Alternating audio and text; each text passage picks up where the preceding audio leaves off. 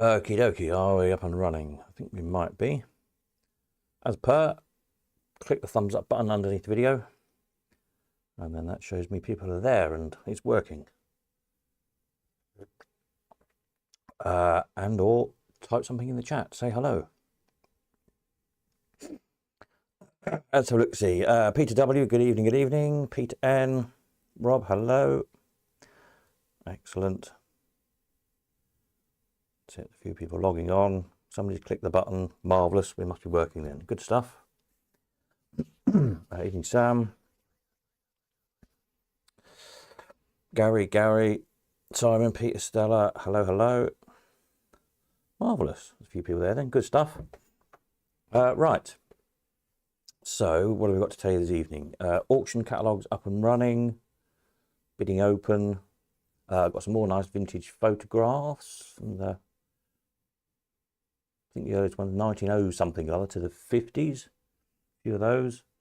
World's Fair from 41 years ago and the coin slot. Have a look at those and anything else anybody wants to chat about, really. There we are, all good stuff. Even Paul. Peter C. Oh, I try to remember somebody, Greg sent me a bit about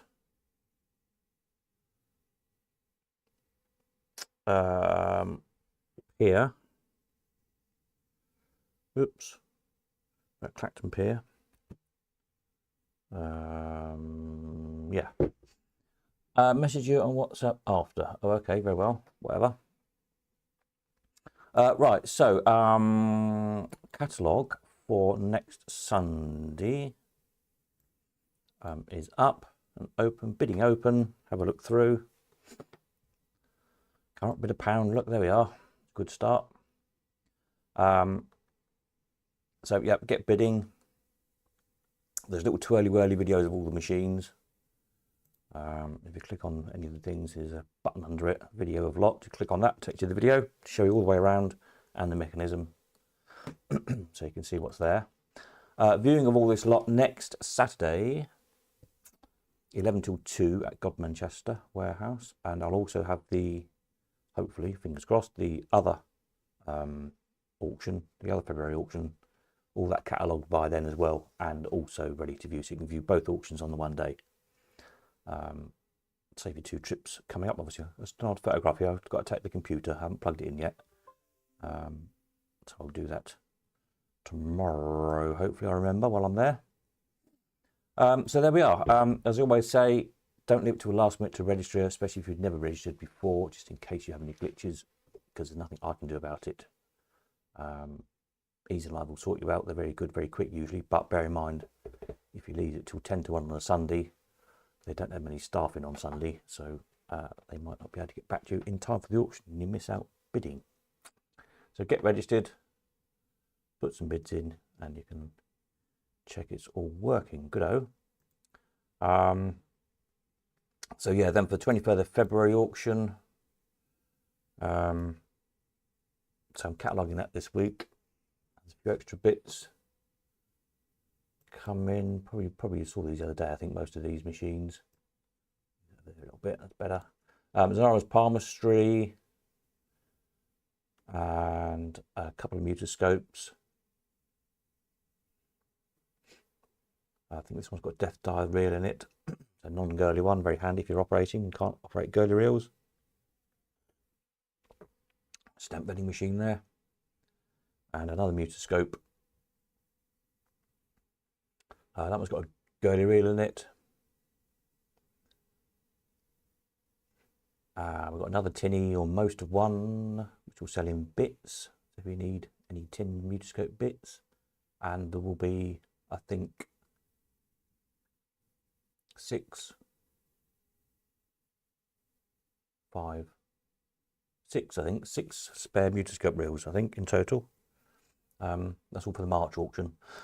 Entries for that are open. If you come next weekend to drop stuff to view the February auctions and you want to drop machines off for the March auction, you can do, bring them with you.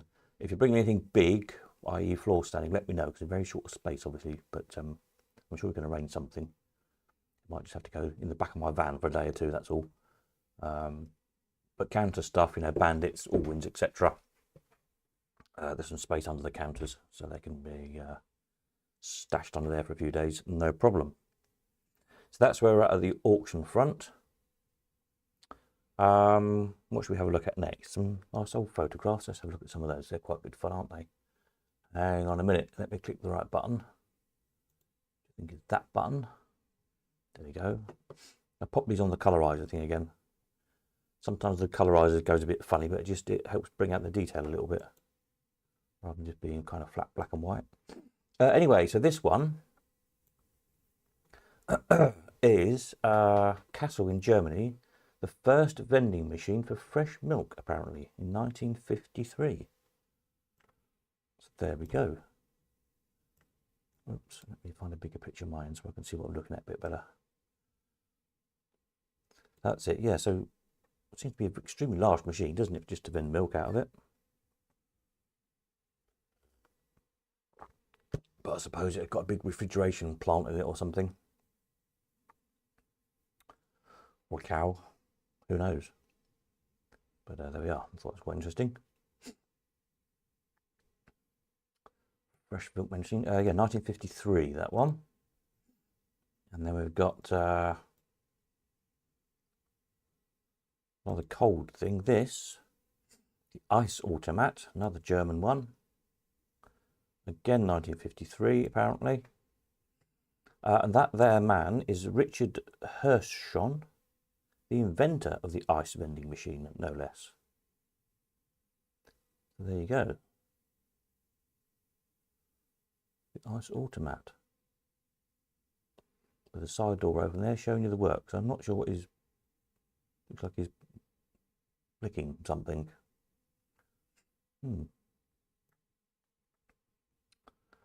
But yeah, hey ho, whatever. And then we've got this one. Now this is in 1955 in Hamburg, apparently, a flower vending machine.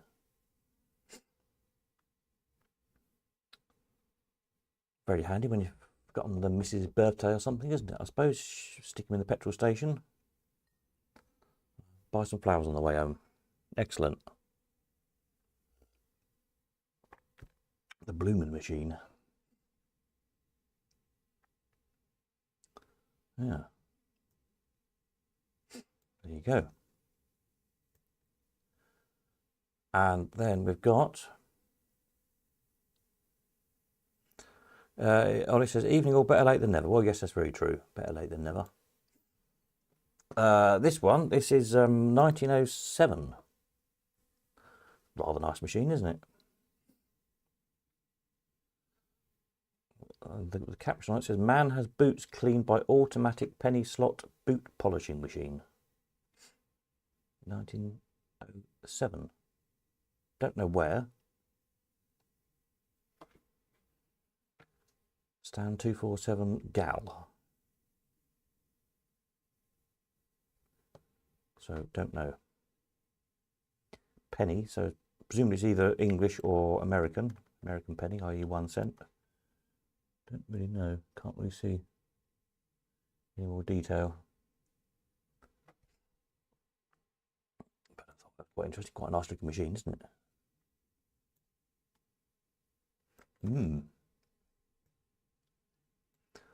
Or how about a newspaper vending machine at Euston Station?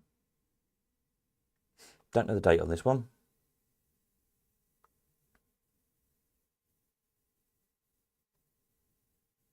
Looks 30s again, doesn't it, by the fashion, maybe? 30s, 40s perhaps? Style of the machine, style of the fashion. Cooperative Permanent Building Society.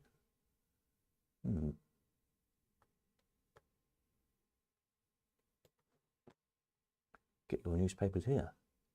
Doing the traditional newspaper sellers at the station out of a job, no doubt. And then another flower vending machine. This one vends bouquets of flowers, apparently, in Berlin in 1930. Doesn't look like a huge machine, though, does it? So I wouldn't have thought it held many bouquets of flowers.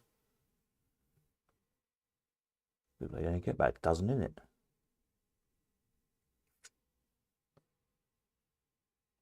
So, yeah. Not sure how successful that would be.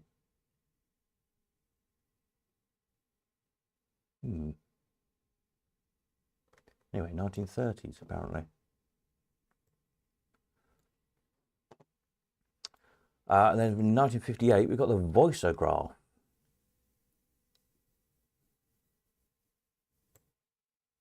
Where you could record your voice onto a 45 or 78. German, or was it in Germany? I'm not sure it's a German machine. Voiceograph in English, then the rest of the instructions in German, interestingly. Recording booth. I have people said before they kind of remember them in the UK, similar things, where you could go and make your own record.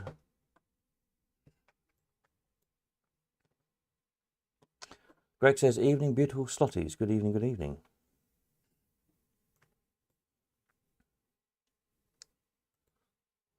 And a book vending machine. She looks very excited, doesn't she? Reading Love Amongst the Haystacks. There you go. They all seem to be somewhat saucy titles you could get here for 25 cents. Vendavon book machine. Vendavon, Vendavon, don't know. Maybe made by Avon. Not sure who made it. But evidently you could buy some Pulp Fiction from a vending machine for a quarter. Excellent. Fingerman sounds like an interesting read. Fingerman, which one's, where's that one? Oh yes, Fingerman. Second round down left. 7 Slayers. Earthman, Venus. Kept Woman, something. Love Among the Haystacks, the one she's reading. Fast One. Tropical Passions. A Bullet for Billy the Kid, is that, I think it says. Something the Big Four. Can't read the bottom ones.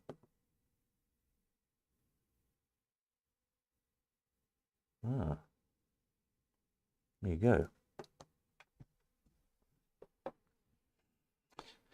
Pixie says, used to be a 45 RPM record recording machine on York Station when I was a kid. Ah, what's similar, like in a booth, like that one, in a telephone booth type thing. This one, isn't the one, is that a coin-op one in the film Brighton Rock? You've got some arcade scenes on the pier in Brighton, isn't it? I think, yeah, I think sure they're on the pier. And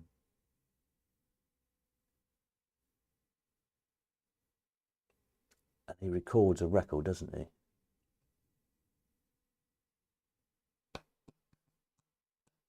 I don't know, it's years since I've seen the film. It's a good film. I wonder if that's one of those things, coin-op one. I think it might be. I can't remember. I have to watch the film again. Jim says he remembers one at the viewing gallery at Heathrow as well. Ah, I wonder if they survive. Record recording machine. I remember years ago, BBC Radio 4, I think it was, got in contact with me trying to track one down. They were doing an article about them.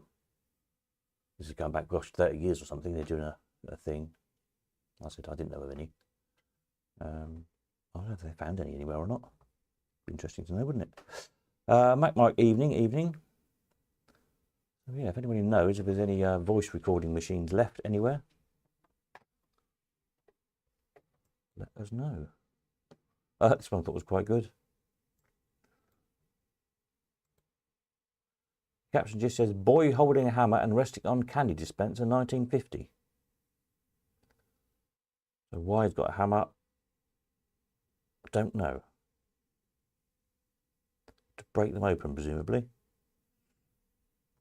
I'm guessing it was a magazine shot or something.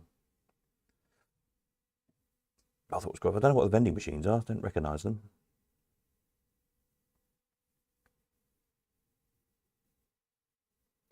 The middle one's interesting. You obviously rotate, turn top to choice, and then put your 1 cent in and turn the knob to vend it.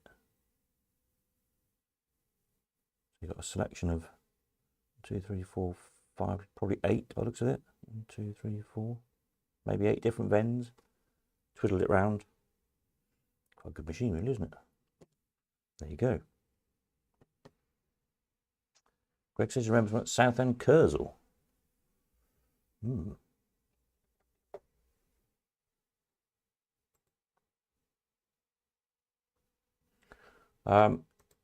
Speaking of Greg, he sent me a. I meant to download it off my phone.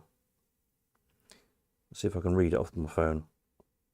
There's a piece in the this week in the Frinton and Walton Gazette.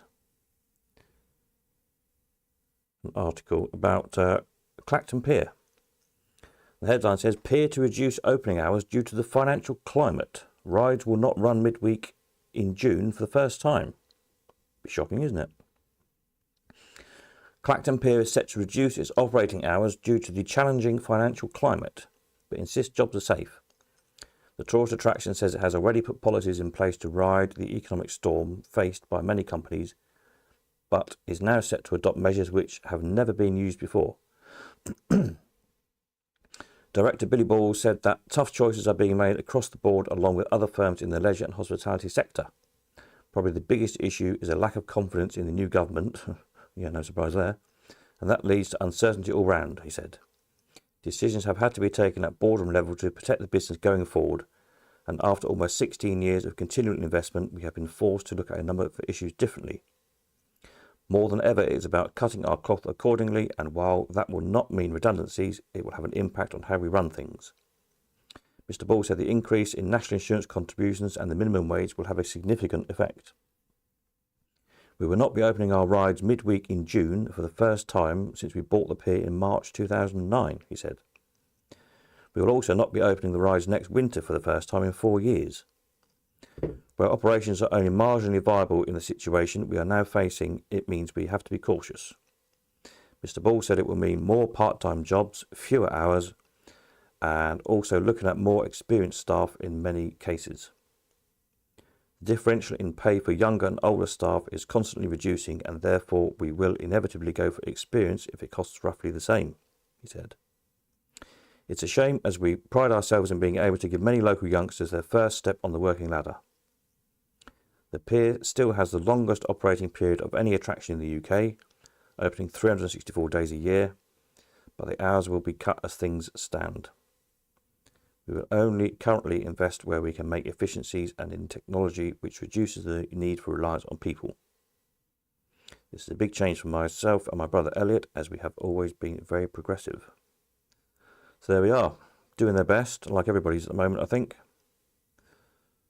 And being screwed by Rachel from accounts, as is every business in the country, really.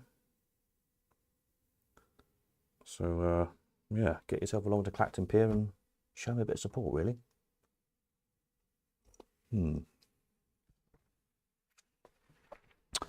Mike says, I've got a 45 size 78 RPM of my dad speaking on it. You could go into Rushworth in Liverpool to make your own record. Oh, cool. Well, that's pretty funky, isn't it?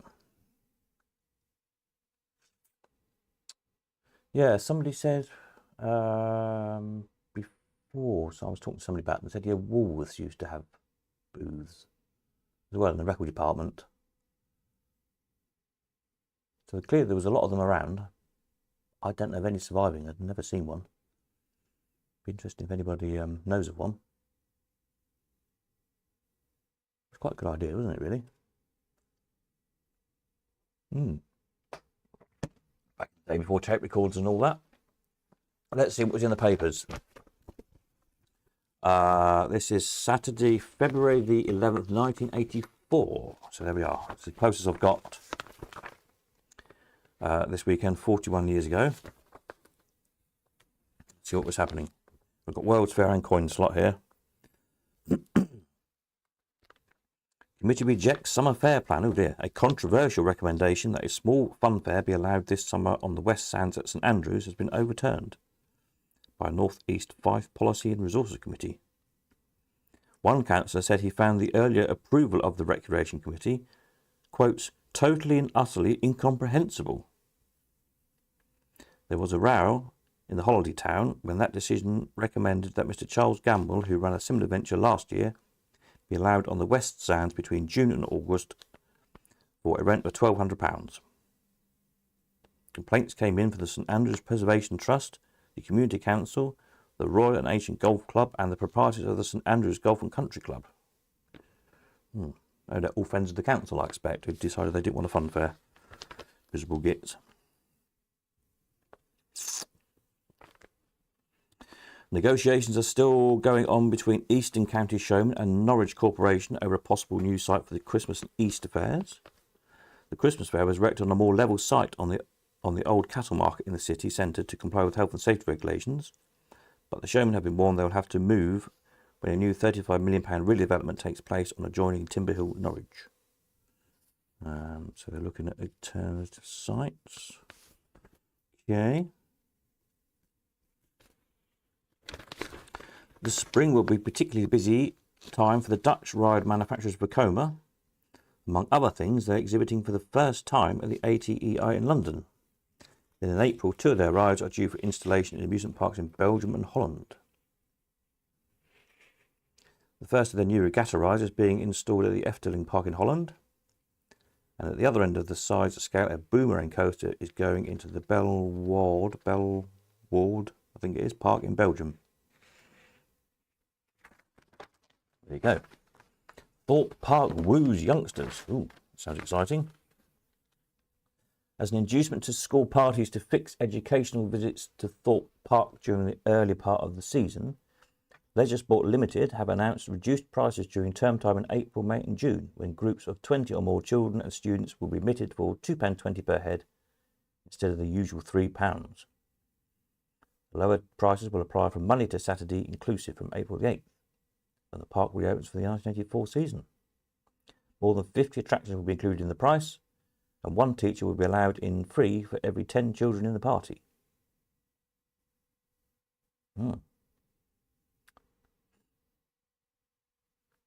Right, what else? A new ride for Bill. A new ride for the New Palace Amusements New Brighton was introduced last Sunday, when owner Bill Wilkie set in motion the Spanish STC Matterhorn, formerly owned by the Barry Noble organisation in Scarborough. The ride, undercover like all the New Palace rides, is about 5 years old. Decorated in Belgium, originally named Concorde. There you go. Right. What else was happening exciting? Well, there's an excellent selection of showman's equipment at the Blackpool show. Let's see if there's anything exciting.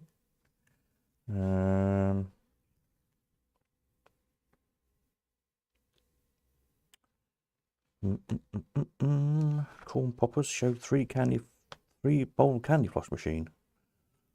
That's novel. Making candy floss with one bowl is messy enough. Showman's Guild, Central Meeting. Oh, I can't bother to read all that. That's a lot of blurb. Showman's Rules and Regulations and all that jazz.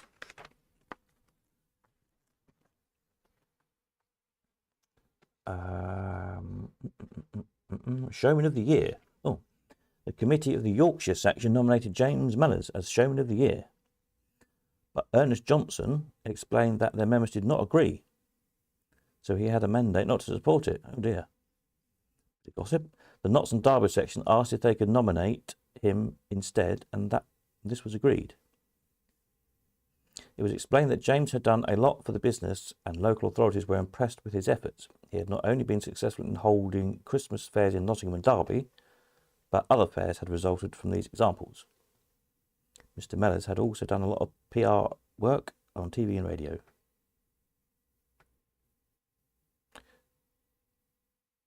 Arthur Morrison wholeheartedly supported the nomination, but wanted a clarification of what the award was really for. The President suggested it was not for opening up new fairgrounds, but Harry North put the question, has he been an outstanding showman? And the answer had been yes. The nomination was finally agreed by a big majority. There's obviously some bit of friction going on there then, wasn't there? Interesting. Right, let's see what was for sale in the World's Fair. Preferably with a price.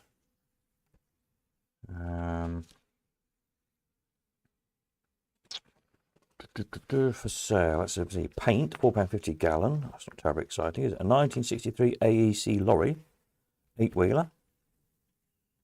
A Mammoth Major, no less. Clean lorry with a 27-foot frame, 2 decks with couplings, back box, etc. with a jib, £650. Sold by John Connolly. A set of Bennett's mini jets, 4,500. A 24-foot juvenile, standing bottom, 5 years old, 2,500. And a 45-foot Easy Rider Speedway with Harper windshield and fiberglass bikes, £8,000. Sold a few of those bikes over the years, those Easy Rider bikes. Big fiberglass, like chopper motorbikes, very 70s. Inspired by the film, of course. What else have we got for sale? An exhibition trailer, £1,000. And the Land Rover long wheelbase to pull it, £950. A hard ice cream van, the Bedford CF of the Cummins body, ready for work, £850. And a hard ice cream 10-foot trailer, £450.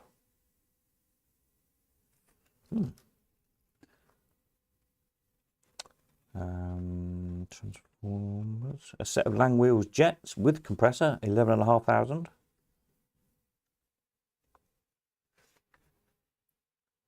Edwin Hall Cyclone Twist packs on lorry with the lighting set, 22,000. A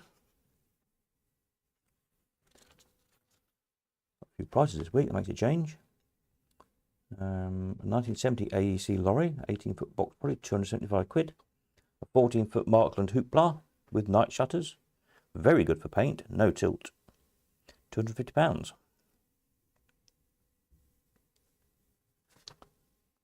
Any more with prices on? What about it? Ooh, the complete painted front of the first ghost train painted by Hall and Fowl, open to offers. Which one that was then? Doesn't say. Hoddesdon. That's where it was. I wonder what happened to that. We know. Some lorries. 33-foot by 10-foot side stall, new top tilts, good roundings, lamps, and well decorated. 150 quid. That sounds cheap. Hoopla, no price. A semi-automatic donut machine, good condition, working order, £450. I used to make so much money out of donut machines. At the end of the season, donut machines, we used to buy them at the World's Fair. When showmen hadn't always looked after them and cleaned them quite as much as they should we say, and they were thick with grease and muck and grunge. The motors would barely turn. Really horrible. I used to completely strip them down, soak them in biological washing powder. Of course, all stainless steel, so you soak them and all the biological stuff eats all through all the grease and they come up like brand new again. Stick a new nice bit of shiny white wire in them and a nice new shiny white plug. Double your money. Easy. Make a few hundred quid a day doing those. Very profitable. Back in the day when I was young and keen, I didn't mind cleaning crap like that. And half the time we ended up selling back to pretty much the same showman you bought them from in the spring. We bought them from at the end of the season. Yeah. A double dive bomber, trailer mounted by Sam Ward. NDT tested, Guild Safety Certificate, ready to open, £9,000. We could have a 10-foot hot dog and candy floss kiosk with cans and a new boiler, £300.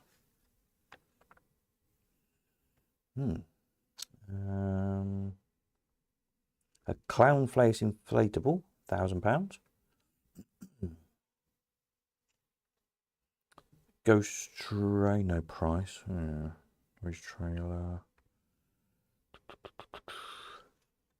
A complete set of adult 32-seater chairplanes ready for opening. Only been opened twice. A good sound lot, £5,000. All inquiries to F. Thompson Senior, Caravan, Hoopers Lane, Sprowston Road, Norwich. There you go, the big showman's yard that used to be in Norwich. Lake in Hoopla, no price. I think that's about it for the Super Bounce. The Build Up Arcade, no price. Okie dokie. Butlins Outdoor Amusements, buyers and sellers of used rides, have got for sale high-grade condition an American Tubes of Terror park model ready to operate. Overall height 55 feet. Capacity per hour 1,180 people. Has passed 5 federal aviation requirements for strength, fire resistance, effectiveness, durability and safety. All steel was sandblasted to white metal and primed. Zinc coating, yada yada yada. Also for sale, 7 SDC Beach Buggy Dodgem cars, £1,800, and 8 Rebishon Atlanta Dodgem cars, £3,300. Tubes of Terror. Not too sure. It looks like a slide. There's a picture which won't. It's only a very small picture. Difficult to see even in the paper. I think it's a slide.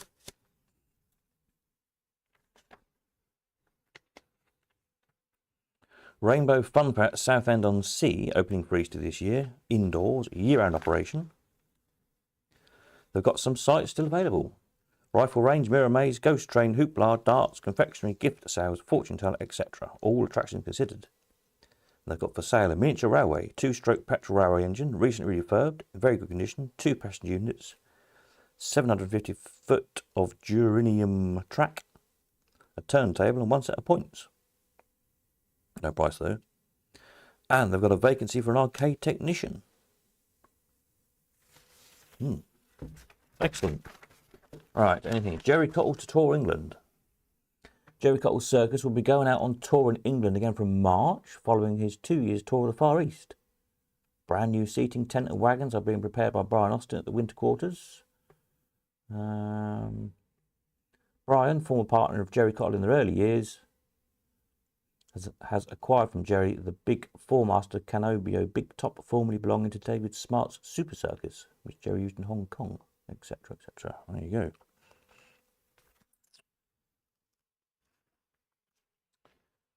Okay. Robert Brothers Famous Circus wanted acts and staff, horse and elephant grooms, artists, clowns and a ringmaster. So basically everybody. Chocolate Gallopers and Marzipan Circus. Well, that was interesting. At Olympia, London, at the end of January, where at one time Bertram Mills Circus reigned supreme, another great show attracted vast crowds. It was the biennial International Hotel and Catering Exhibition, known as Hotel Olympia, and the highlight of the exhibition was the Salon Culinaire International de Londres. Here, chefs from all over the world pitted their skills in creating fantastic gastronomic works of art. Particularly outstanding was a set of gallopers created entirely in chocolate by Chef Wilhelm Weber of the Ritz Club London. This won for him the silver medal. Another carousel which also won a silver medal was a miniature model in sugar and pastelage by Sandra Louth of Highbury College, London. A third roundabout would have stood a very good chance out of an award, but unfortunately it broke into pieces during transportation. Of course, a model of the Big Top in marzipan won a certificate of merit, as did a model of a traction engine. There's a picture there of the chocolate gallopers. Looks rather good. Okay. Probably for World's Fair. We'll have a look at the coin slot, see what's happening in the slot machine world, shall we?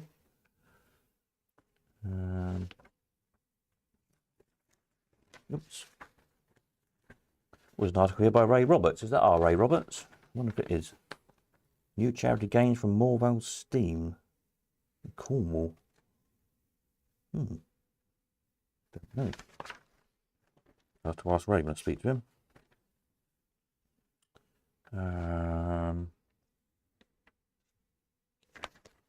Yeah, right. Let's have a look at the coin slot.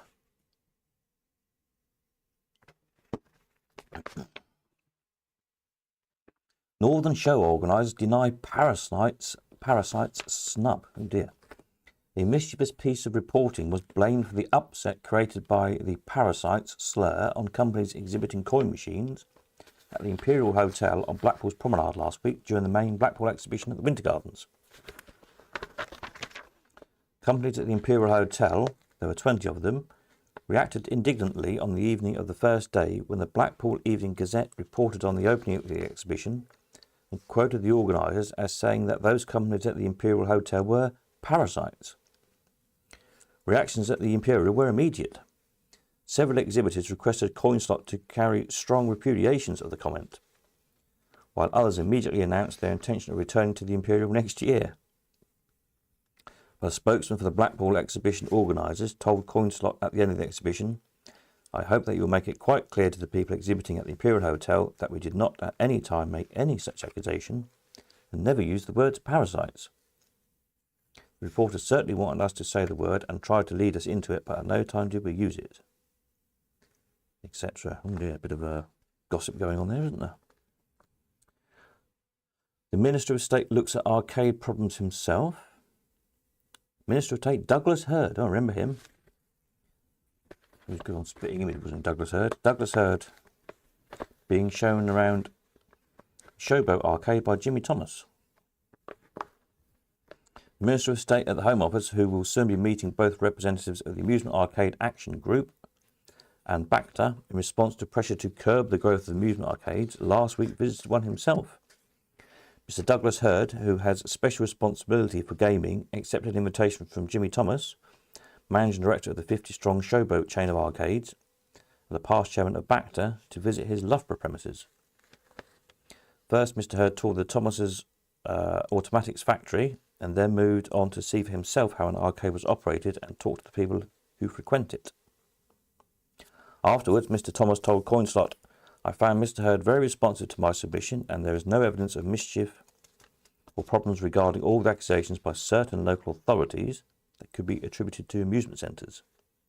He clearly understood that an amusement centre is a supervised, licensed, well-controlled part of the machine industry."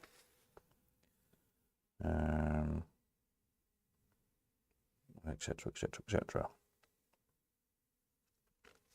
50, I didn't know they had 50 arcades in the Showboat chain, Thomas's. Hence all those Brian's clocks we've had from Thomas's, which came from their stores. And now you know why they had so many clocks, because they had 50 arcades.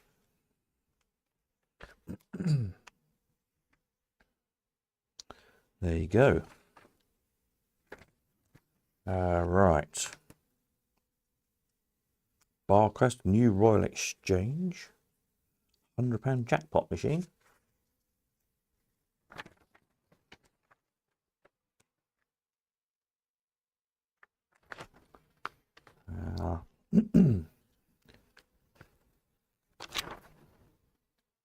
Right, what else have we got in here? Let's have a look.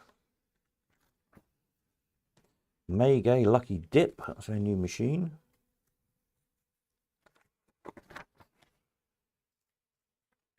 Some technical stuff. Barcrest Royal Exchange again. Royal Exchange again. Wow, loads of adverts for Royal Exchange this week. Action Ray Models, a new dimension in coin-operated, remotely controlled amusements using a coded beam and an inductive loop control system. It sounds interesting. There's no pictures, unfortunately. Using our Action Ray models with working attachments, brackets, ray guns, water cannons, sirens, lights, etc., We can supply a basic remote control system, and combined with our audio animated props and targets, the system can be developed into a complete game to suit your site. It sounds like a like the Pan Hillbilly shooting gallery type thing, doesn't it? We have action model systems for indoor and outdoor use, from 4-player cabinet units, size 6 foot by 9 foot, to sites of over 2,000 square foot using up to 32 models and 18 audio animated props and targets.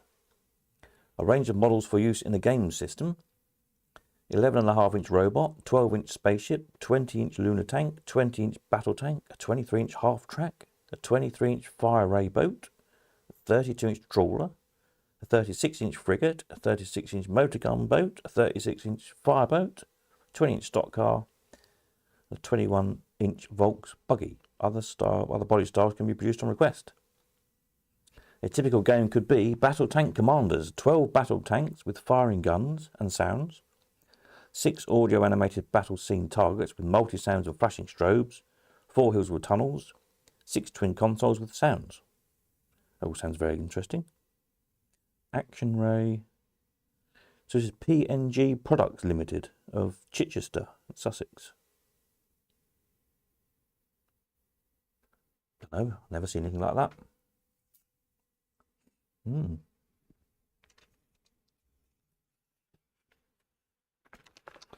Right, some more stuff about the Blackpool show.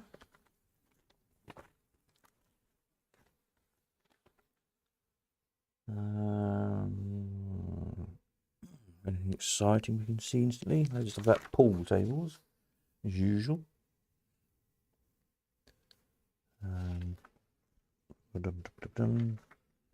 World of Rides takes everyone by surprise. Oh. A company manufacturing kiddie rides for the past 2 years for their own single-site business, as well as providing travelling showmen with similar rides, has come out into the open. In other words, World of Rides of Chesterley Street, County Durham, headed by David Robinson, has decided to convert their additional production capabilities above their own requirements into the wider world of the amusement trade. Hence the first appearance at Blackpool of World of Rides, who report a favourable reception to their wares and who will be presenting at the London ATE. We are well pleased with the contacts made, said Mr. Robinson. One thing about our products is that they are well site tested in our own interests. Mr. Robinson has been working the single site business in department stores, outside shopping centres and arcades for the past 10 years. Then came the manufacturing decision 2 years ago to make their own designs, and now the decision to sell outside their immediate circle. Their latest offerings include a fire engine, a police van or ambulance, and a single-seat rocking lunar ride. All have sound effects. They're self-lubricating throughout. There you go.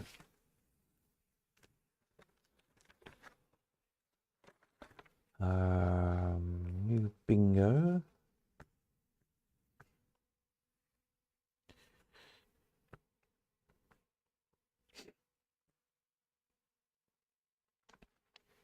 Oh, it's Henry Powell.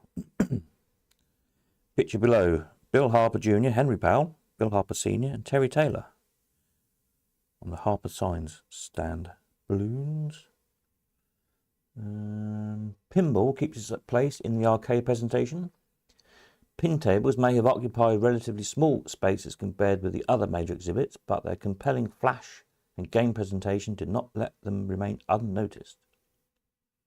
Ruffler and Death had the new Williams Laser Cue, which only arrived on Sunday. Anyone asking for the leaflet on the laser were unlucky by Tuesday midday. They had all gone. Laser Cue, as the name suggests, is a pool game based with flashlight scoring, bonus points and high score points. And like so many modern pin tables, designed with distinctive attractive flair and bright colours on the playfield. Ruffler also had the Ballet X's and O's, Ballet Gold Ball. Associated Leisure had their 4 pin table samples. The others were on to Zakaria, Farfalla, Butterfly and the Devil Riders.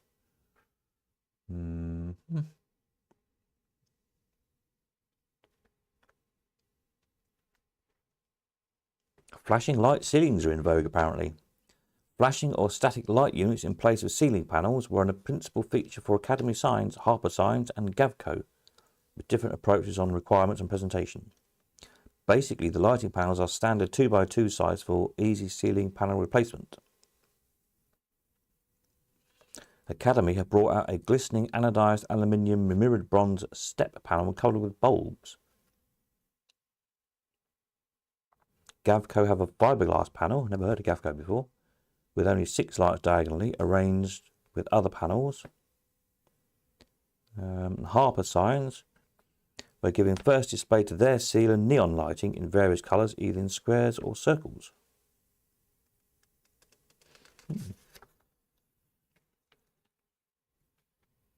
There's a picture here. Tommy Styrin, S-T-Y-R-I-N, Styrin, of Leeds, with some of his roller top reproductions, and also a Saxony grip test. Well, that's interesting. Never heard of him before. Didn't know anybody else made roller top repros apart from Powell's. There you go. Learn something new every day. What else have we got here? Blackpool full of conversions. Modern fruit machine conversions. Oh, there's a picture there. KW systems with Vortex. It's kind of circular pusher thing that pushes the coins round in circles, if that makes sense, instead of off the front. I want a picture of one of those. Not the best of pictures, but there we go.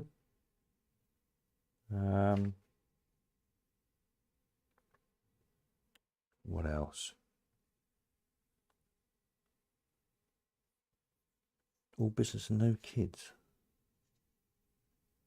There seems to be a lot of fuss going on with the Blackpool show that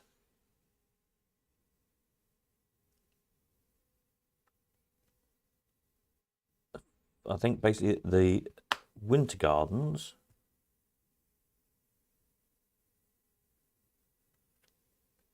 obviously somewhere at the Winter Gardens I think was the official show, and then the other ones are moved to the Imperial Hotel for some reason. A superb, fully licensed ballroom leisure complex in a prime seafront position, Great Yarmouth. Comprises 3 units which can be purchased individually or a whole. Tiffany's, large dance floor area with 2 bars, 2,000 person capacity, fully equipped. Crystal's nightclub and Crystal's discotheque. There we go, that's that horrible ugly building on the front with the big tower on it in Yarmouth. No prices. But for full details, contact Mr. A.E. Smith of South Pier Leisure Complex, Grand Hotel Lowestoft Limited, South Pier Lowestoft. There you go. Okay. Bell Fruit had brought out Temptation. It was their fruit machine of the week, as it were. You could have an amusement, arcade and snack bar on Tax Haven, the Isle of Man. No price. Ring Peter McLaren or Barry Noble.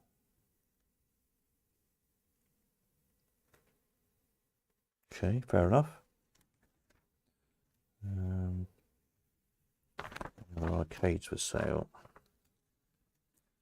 Where's the top? Here's the top 10. We always like the top 10. The top 10 jukebox hits then for 41 years ago. Number 10.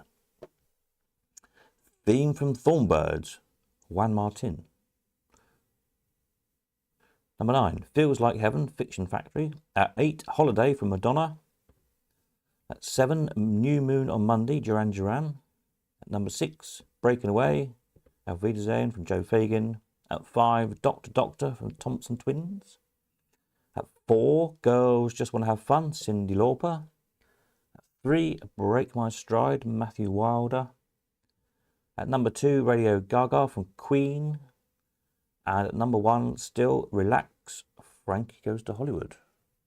There you go. Jukebox top 10, 41 years ago. Just to make you feel old. Right, coin slot classified. Let's see what was for sale.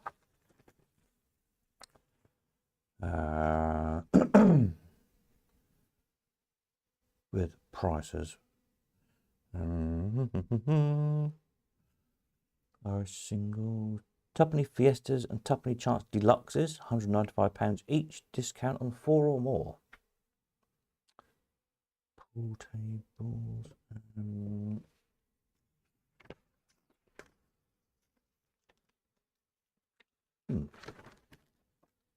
Northern Ireland readers, Clearing Upright Videos. Space Firebird, £120. Galaxian, £160. Space Quest, £160. Phoenix, £120. Astrofighter, £120.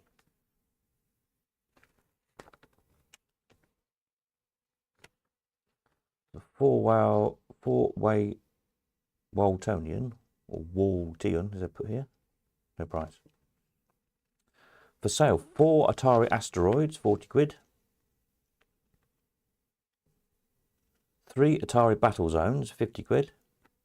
Space Panic, 150. Tasmania, 150. A Rockola Star Castle, 70 quid. Missile Commander, £100. A Tato Space Invader, 40 quid. The Zakaria Space Pirate, 60 quid. Space needed. Will accept £650 for the whole lot. It was Essex Leisure. Seems like a good buy, doesn't it? Super Bike for Galaxian now in stock. £125 for a conversion kit. Pin tables. All machines site ready, 3 months guaranteed. Jungle Lord, 550. Solar Fire, 550. Firepower, 430.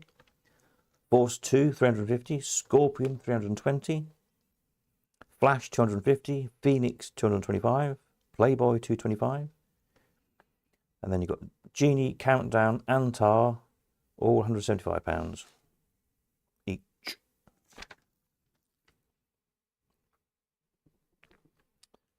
PCBs, AWPs. Any pushes for sale this week? Barcrest. Oops.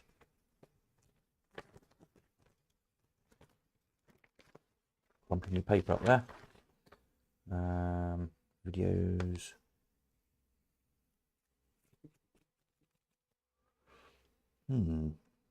Whitaker's Blackjack 2P. Cinematronic Speed Freak, £195. 42-seater bingo, double card. Complete with a blower, 650 quid. Canby Island.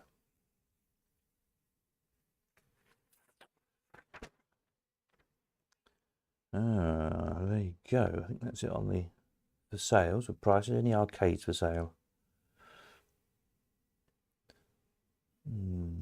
Plenty, but none with prizes. Prices rather. Oh, you could have had an amusement arcade and prize bingo, fully equipped in Linthorpe Road, Middlesbrough. Rent £9,000 a year, or price £40,000.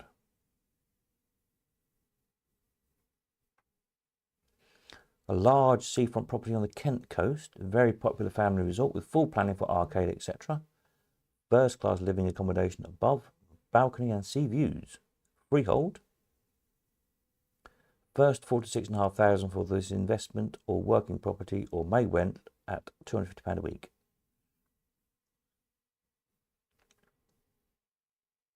I think that's it. How those children enjoyed Blackpool's cheapest arcade. There's more about this, obviously big controversy at the Blackpool show. We said last week that the organisers of the Blackpool exhibition had just about got it right so far. The so far referred to the fact that the report was being written at the end of the first day of the show, and we were therefore reserving final judgment to see how the remaining 2 days worked out. We were right to. We're not going to say that the whole thing degenerated into the sad mess of 1983.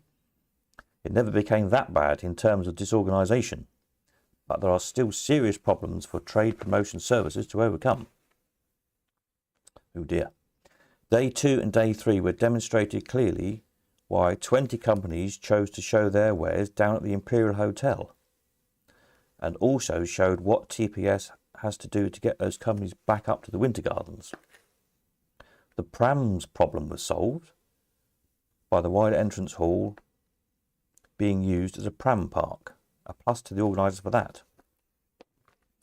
The difficulties with the children certainly were not overcome. Hordes of them flooded into the show, and indeed the organisers had encouraged them by putting up a sign at the entrance stating, "Admission £1, including children." That made the Winter Gardens the biggest and cheapest amusement arcade in Blackpool. Well, that wasn't a terribly clever idea, was it, for a trade show? We saw children walking around after school hours wearing school uniform and badges, which indicated quite clearly that they had paid their entrance fee. 2 hours of the exhibition were left for them to obtain games which would normally cost them several times their entrance fees to play at the local arcades in the same amount of time. The majority of children were showman's children. Showmen always become incensed at that suggestion, but let's not kid ourselves, they were showman's children in the main. The problem is that they were entirely unsupervised by their parents, who let them run wild through the show, effectively stopping buyers from trying out machines and on occasions having to be cleared off stands wholesale by staff. Sounds like a bit of a riot, doesn't it? We suggested before the show that many visitors would use the exhibition as a babysitting service. Unfortunately, that proved correct. What is even more unfortunate is that many of them found their way into the bars and managed to obtain drinks even though they were clearly underage. Goodness me, what a scandal. We recommend to the organisers that staff are positioned on the doors to the bars and ask for proof of age before drinks are served to youngsters. As for the sheer volume of children and the irresponsible attitude of their parents, the organisers are in a quandary. Should they ban children altogether? We would hesitate to recommend it because it might mean a large reduction in adult visitors as a result. But the exhibitors have paid a great deal of money for their stands, and they want to keep their stands free to talk to adult buyers and to demonstrate their equipment. They have to receive consideration too. So what are we saying? Nothing to help except that if it stays that way, it is the 20 exhibitors at the Imperial Hotel, maybe more next year. We would emphasise that the problems were still not as bad as they were in 1983. There was a positive improvement, but the major problem, too many children, remains and won't be shifted by a move to a new venue. The show itself was a considerable success in terms of activity. The new venue was generally approved, with most people agreeing that it added atmosphere, while the sharp end of the results of the sales indicated that there was at least some money being spent in the industry at present. Our conclusion is that Blackpool 1984 was an improvement, a moderate improvement, but an improvement, and that there's plenty of room for more. There you go. Well, that's a bit of a gossip, isn't it? And I think that ends the coin slot for 41 years ago. Big controversy at the what a daft idea, isn't it, letting the kids in to a trade show full of slot machines for cheap. And clearly they're just going to go in and play with the machines. Anyway, there we are. Look at that. Oh, there's still people there. So surprised. I thought it might all disappeared by now. Super. So thank you all very much. That's it for this week, I think. So this coming week, if I want to drop stuff off the March auction, I'm in and out most days at the warehouse, but not for very long, because it's so damn cold at the minute. I tend to go for an hour, take a load of photographs or video or whatever, and then come home and sit in the slightly more warm and edit them all and whatnot. So if you're coming over with stuff, you need to contact me and arrange a time. Otherwise, next Saturday, the 15th, he says, checking the diary again to make sure I've got the right date. Saturday the 15th, yes, correct. 11 till 2 viewing for both the February auctions. So I'm hoping to have the second February auction catalogue up before Saturday. At least most of it should be up by then. And then you can come and view both. And if you want to drop machines off for March, you can do so at the same time. That makes sense, doesn't it? Super. I think that's it. Thank you very much. Tuesday night should be the next video, shouldn't it? Yeah, should be okay. Yeah. Ollie says, have you started digging up my stuff? You sort of. I haven't only put it at the moment in trouble because the warehouse is full of other stuff. But I am organising. Yes. I've got to do a final house clearance sale probably first. House and shed clearance of just stuff that's still lying around, and there's a shed full of tools to sort out and whatnot. Other random just stuff to get rid of. And try and do that April, hopefully. And then I should have some space then to actually finally get around to sort all my stuff out. So yes, it's definitely happening. I know I keep saying that, but things keep getting in the way. But yeah, I need the space. So it'll be coming soon. Super. Right, that's it then. So I'll catch you all Tuesday night, hopefully. Should have some more pictures done by then of the 2nd February sale. And we'll have a look at what we got. Marvellous. That's it. I need another cup of tea because this one's gone cold. And some food. Nighty night.